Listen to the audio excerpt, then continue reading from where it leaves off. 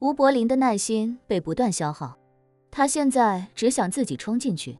将里面所有人全部控制起来，用最短的时间解决战斗。可是忠心耿耿的菊地航平拦住了他，奉劝道：真人，不可冲动啊，他们雷达的覆盖范围都已经这么大，证明已经进入到高等级戒备状态，说不定雷达监控的信息全部实时上传给了美利坚政府。您要是这时候动手，人还没进去，监控视频就已经先到五角大楼了。如果让他们发现真人的真实身份，真人到时候只会更加麻烦。吴柏林咬着牙问：你不是说他们很好沟通的吗？为什么忽然间变得这么戒备了？菊地航平摇摇头：真人，这件事在下也确实想不通。南极各大科考站之间的关系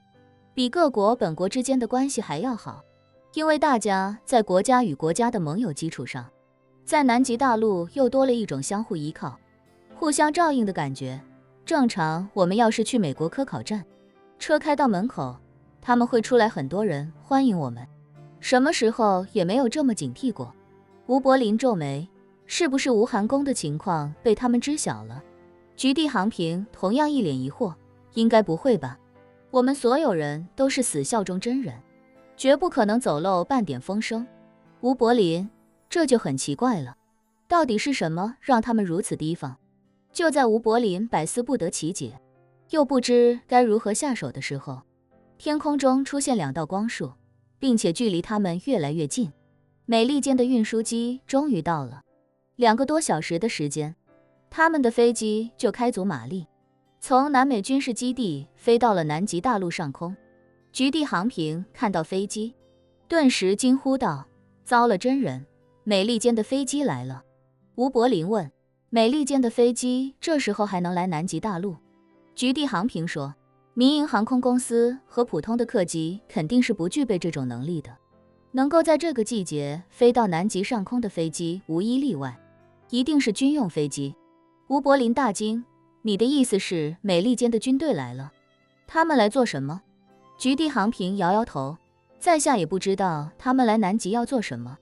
但是在下感觉他们好像是来支援麦克默多科考站的。吴柏林皱紧眉头：他们来支援麦克默多科考站？那你的意思是他们在防范的是我们？对，菊地航平点点头，他们一定是把我们当成防备对象了。吴柏林骂道：这不是活见鬼了吗？好好的，他们这么紧张做什么？正说着，飞机已经打开尾部舱门，一个个降落伞从飞机后方绽放。菊地航平吓得脸色惨白，是空降部队。美利坚疯了，南极条约不允许任何国家向南极派遣军队和运输武器，他们竟然直接派了空降部队过来。刚说完，哗啦一下，一个比普通降落伞大了很多倍的超级降落伞忽然打开。菊地航平吓得腿发软，真人，对方这是来者不善啊，他们连大型武器装备都投放到这里来了。吴柏林肺都快气炸了，坐在雪地车上晃了好几天，才终于晃到麦克默多站附近，眼瞅着没多远了，不曾想美利坚竟然派了军队过来。这种情况下，就算是强攻也失去了意义，因为他需要的是在没有打草惊蛇的前提下，将整个美利坚科考站的科考队员收为己用。可一旦对方开始提防自己，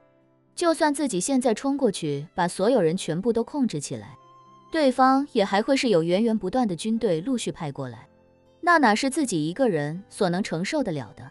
于是他问菊地航平：依你之见，我们现在应该怎么办？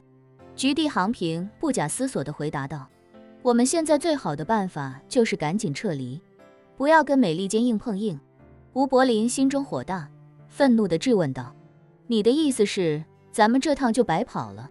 菊地航平点点头：真人，白跑一趟就算不错了，我现在最怕的就是对方的目的不只是保护麦克默多站，万一他们要追上我们问个究竟，那可就麻烦了。吴寒宫的情况一定会暴露的。吴柏林一听这话，几乎没有任何迟疑，立刻催促道：快快快，现在就掉头往回撤，无论如何也不能偷鸡不成蚀把米。吴寒宫是吴柏林在南极大陆的根基，有了那帮日本科考队员，他探索南极的目的就有一个基本的保障。他想开疆拓土，扩大自己的人手规模，也是基于日本科考队员已经满负荷运转的前提下，所以他可以接受这次开疆拓土的行动失败，但他绝对不能接受的是因为这次失败牵连到吴寒宫的安危。于是几辆雪地车立刻停车掉头，一刻不停地开始往回飞奔。此时第一架运输机上的美军负责人立刻收到了科考站发来的消息，雷达上那几辆正在接近的车辆已经全部掉头离开。美军负责人表情严肃，冷声道：跑得这么快，就更证明他们有鬼。第二梯队抓紧时间前往他们返程的必经之路，做好拦截准备。我将带领剩下的海豹突击队员以及日本劝降团成员，即刻转向前往日本昭和站，留下一辆 M142 在麦克默多站防备，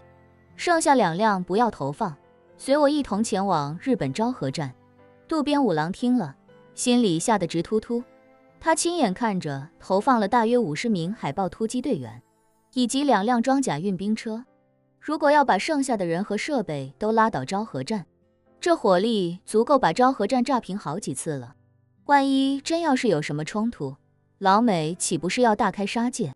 想到这里，他心中忐忑万分，生怕到时候局面失控。美利坚现在制定的战略已经与日本人无关。五角大楼的要求是先确保麦克默多站的安全，然后在确保安全的基础上，立刻对所有日本科考队员实施抓捕。势必要弄清楚2个问题：第一，他们为什么要叛国；第二，他们兵分几路在南极大陆到底为了寻找什么？万一这里面存在什么不为人知的机密，那五角大楼绝不允许这个机密从自己面前溜走。所以眼下吴柏林既然逃了，他们现在的任务自然就变成了围捕所有日本科考队员，